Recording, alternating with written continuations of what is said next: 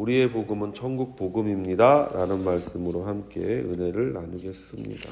예수님은 우리의 모든 잃어버린 것들을 회복하시기 위해 이 땅에 오셨습니다. 죄로 인해 우리가 누릴 수 있는, 누리고 있어야 할 것들을 잃어버렸습니다. 우리가 창세기로부터 시작되는 모든 성경의 가장 기본이 뭐냐? 하나님이 너를 만드신 목적은 너를 지금 이런 상태에서 살게 하기 위해서 너를 만들었다는 것이 아니죠. 그래서 우리가 창세기 1장과 2장과 인간이 얼마나 온전하고 인간이 얼마나 아름다운 삶을, 또 인간이 가장 좋은 환경에서 살았다고 성경이 우리에게 말하는 것을 듣게 되잖아요. 그리고 3장에 와서 비로소 아담과 하와의 이야기를 통해서 우리가 왜 이와 같이 하나님이 예비된 곳에서 사는 것이 아니라 인간이 만든, 또 인간이 만들어가는 이와 같은 거친 광야와 거친 사막과 같은 땅에서 살고 있는지를 설명하는 것을 우리가 듣게 되잖아요. 그리고 그 원인을 성경은 죄다 이렇게 얘기하는 것이죠. 그 죄가 뭐냐? 네가 하나님의 말씀에 순종하지 않았기 때문이다, 사람이. 그러면 반대로 우리가 다시 그것을 회복하는 유일한 방법은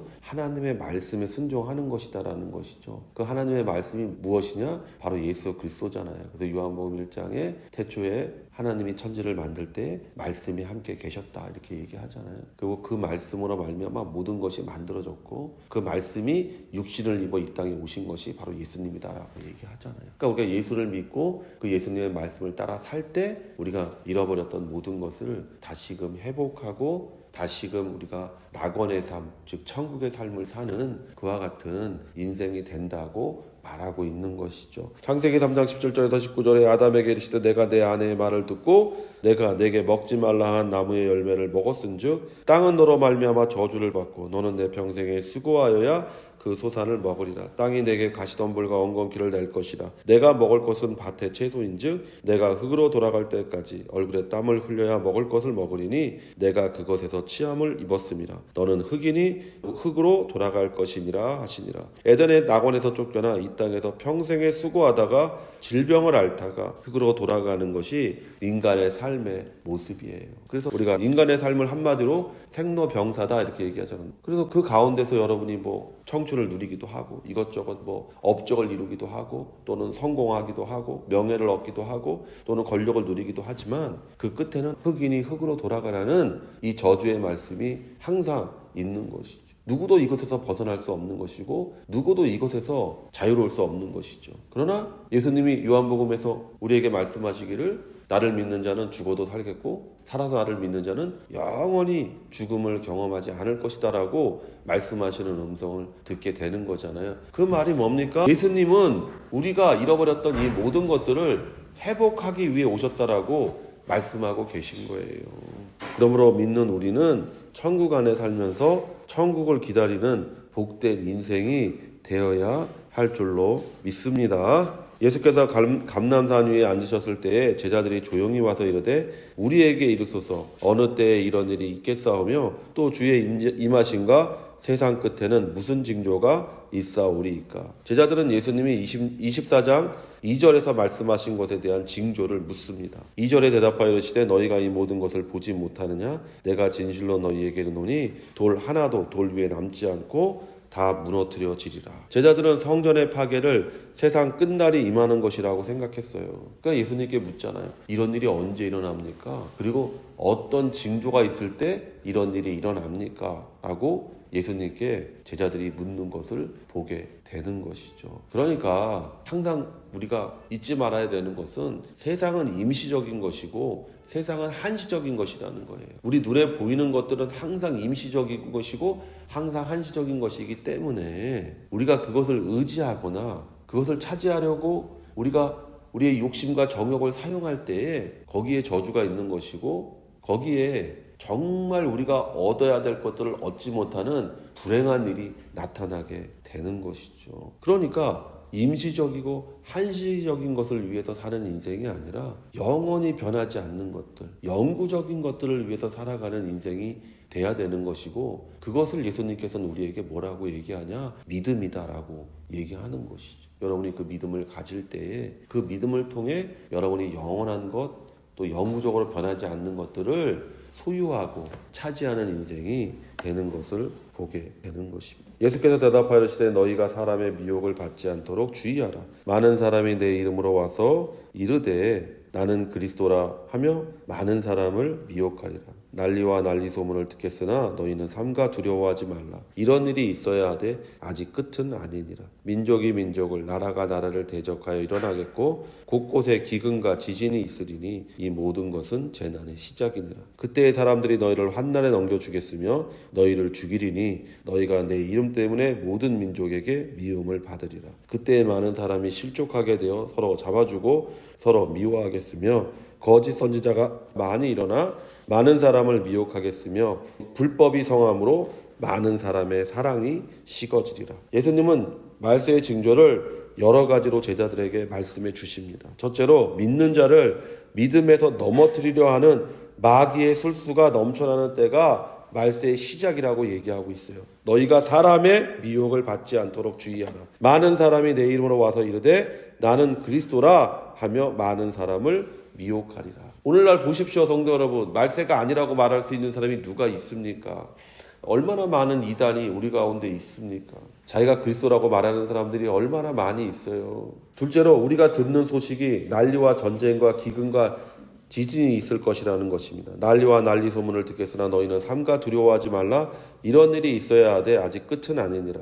민족이 민족을 나라가 나라를 대적하여 일어나겠고 곳곳에 기근과 지진이 있으리니 이 모든 것은 재난의 시작이니라. 그러니까 우리가 지금 세상에서 일어나는 소식들을 듣고 놀라지 말라는 거예요. 그것이 종말의 시작이라고 예수님께서 말씀하고 계십니다. 전쟁이 없은 적이 없지만 오늘날처럼 이렇게 많은 전쟁이 있은 적이 없지요. 유럽의 역사를 보면요, 전쟁이 없던 시기가 30년도 안 돼요. 전쟁과 전쟁이 계속해서 있었어요. 기근과 지진이 계속해서 있었어요.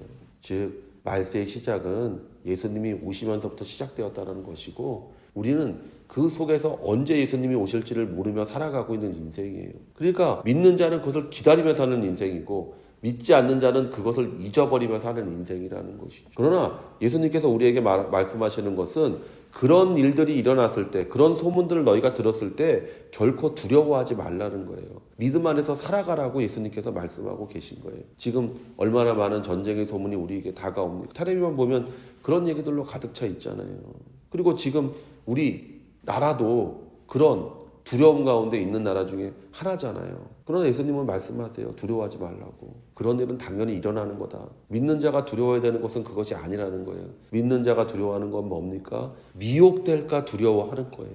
그것에 잘못 빠져서 내가 그 두려움 때문에 잘못된 선택을 하고 잘못된 판단을 하는 것을 예수님께서는 조심하라고 우리에게 말씀하셨어요. 실제로 믿음에 대한 혐오가 넘쳐나게 될 것입니다. 그때 사람들이 너희를 환난에 넘겨주겠으며 너희를 죽이리니 너희가 내 이름 때문에 모든 민족에게 미움을 받으리라.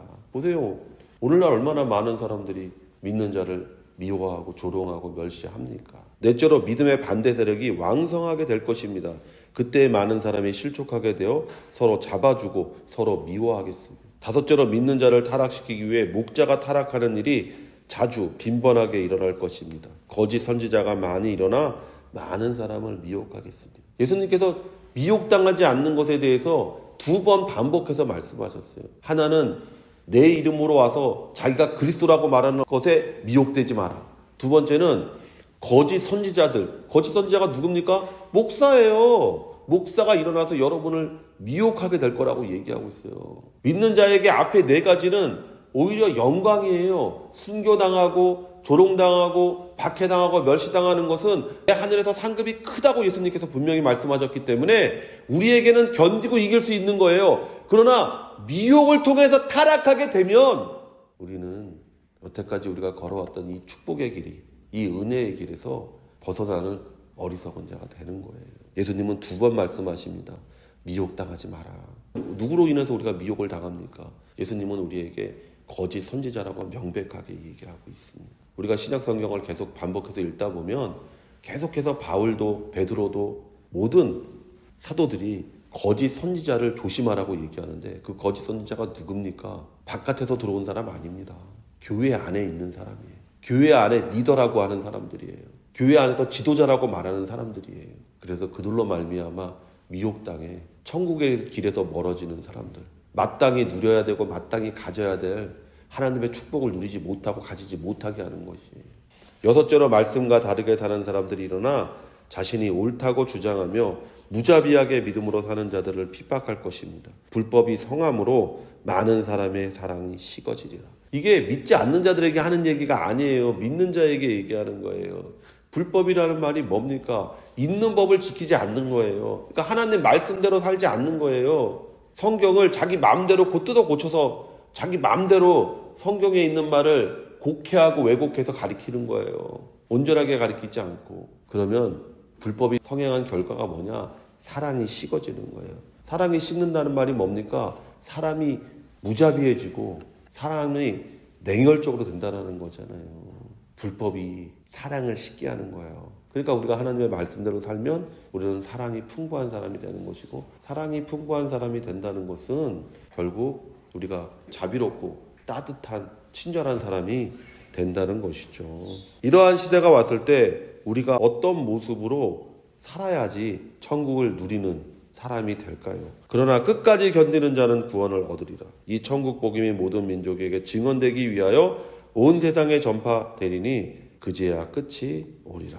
예수님은 우리에게 두 가지 자세를 요구하십니다. 첫째로 끝까지 인내해라. 인내한다는 게 그냥 버틴다는 것이 아니라 그 믿음을 붙잡고 산다는 걸 얘기하는 거잖아요. 소극적으로. 그리고 이 천국 복음이 모든 민족에게 증언되기 위하여 온 세상에 전파되리니 그제야 끝이 오리라. 적극적인 자세로서 우리는 우리가 믿는 자처럼 살아 복음의 증인이 되어야 된다는 거예요. 예수님은 적극적인 자세와 소극적인 자세를 말씀하셨고, 또 주관적인 자세와 객관적인 자세를 우리에게 말씀하셨어요. 참고 견뎌라. 그리고 그럼에도 네가 믿는 사람처럼 살아서 복음의 증인으로 살아라라고 말씀하고 계신 거예요. 여러분이 이러한 삶을 살 때, 이 말세 지말의 때, 이 말세의 때에 여러분이 천국을 누리며 하나님의 나라를 기다리는 그와 같은 인생으로서 살아갈 수가 있는 것이죠.